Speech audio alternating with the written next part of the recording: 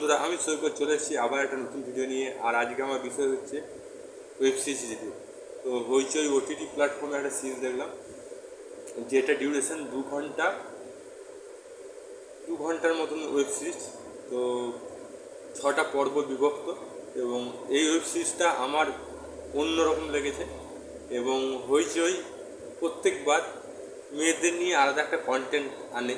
ছেলেদের কন্টেন্ট আনে এমন নয়, যে ছেলেদেরও কন্টেন্ট আনে, যেমন গোরা, আরও অনেক কিছু আছে। একেন বাবু যেমন একটা ছেলেদের জন্য একটা বিশেষ কন্টেন্ট আনে লিড চরিত্রের জন্য, মেয়েদেরও একটা লিড চরিত্রের জন্য কন্টেন্ট আনে হইচই। মানে দুদিক থেকেই ব্যালেন্স করে রাখে।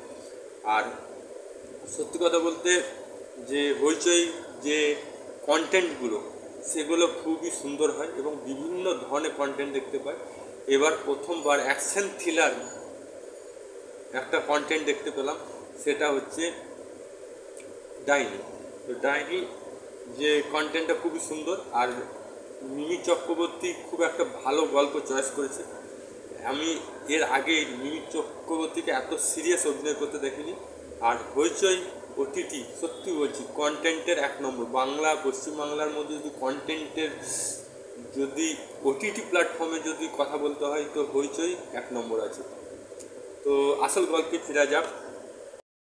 গল্পটা হচ্ছে যে কোনো একটা গ্রামে, প্রত্যেকটা গ্রামে একটা কোনো মোড়ল থাকে বা প্রধান থাকে, বা সরপঞ্চ হিন্দিতে যাকে বলে, তো থাকে। এবং তাদের কথাই ঠিক ভেবে নেয় সেই গ্রামের জনগণ। সে যদি ভুলও বলে থাকে, তারা সেটাই সঠিকভাবে, সঠিক বললে তো সঠিকভাবে, আর ভুল বললেও সঠিকভাবে। যদি কেউ প্রতিবাদ করে না যে এই কথাটা ভুল, বা তার কথার অবাধ্য কেউ হয় না।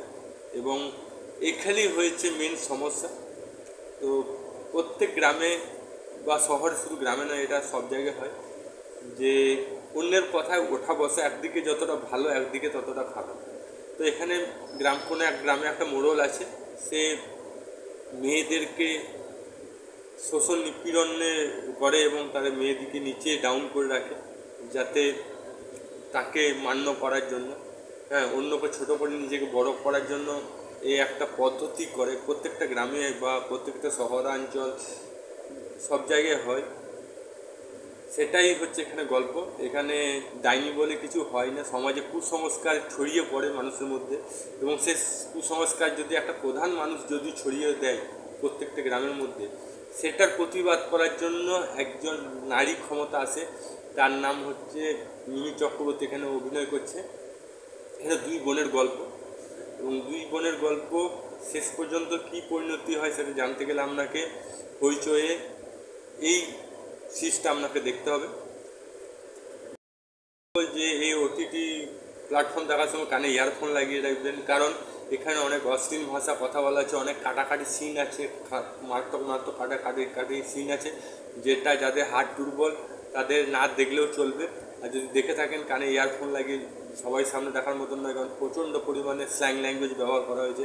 তাছাড়া এখানে সবসময় যে বোরিং হবে তা না, কিছু কিছু সিন আছে ফ্যামিলি ইমোশনাল সিন আছে, কিছু কিছু সিন আছে র্যাপ, যে ওখানে একজন র্যাপ সঙ্গীত শিল্পী আছে, তার পারফরমেন্সটা আমার খুব ভালো লেগেছে।